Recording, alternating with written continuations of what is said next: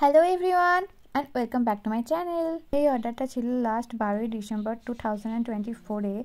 তো আমি এতদিন এডিট আউট করে ভিডিওটা আপলোড করার সময় পাইনি। কেক ভিডিওটাতে দেখতেই পাচ্ছ যে কেকের স্পঞ্জটা কতটা সফট হয়েছে, দোমরালে পর্যন্ত ভাঙছে না।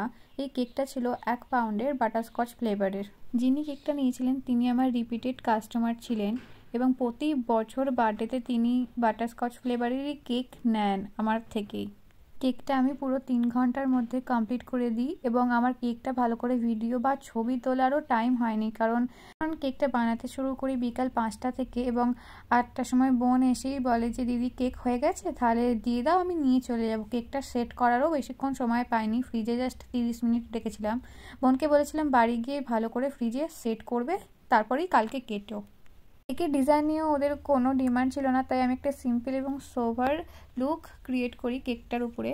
ভিডিও দেখে অবশ্যই জানিও আমার কেকের এই ডিজাইনগুলো তোমাদের কেমন লাগছে, আমার ভিডিও কোয়ালিটি তোমাদের কেমন লাগছে, আমার কন্টেন্ট তোমাদের পছন্দ হচ্ছে কিনা এবং আমার কোনটা শোধরানো উচিত ভিডিওর মধ্যে বা কেক ডিজাইনের মধ্যে।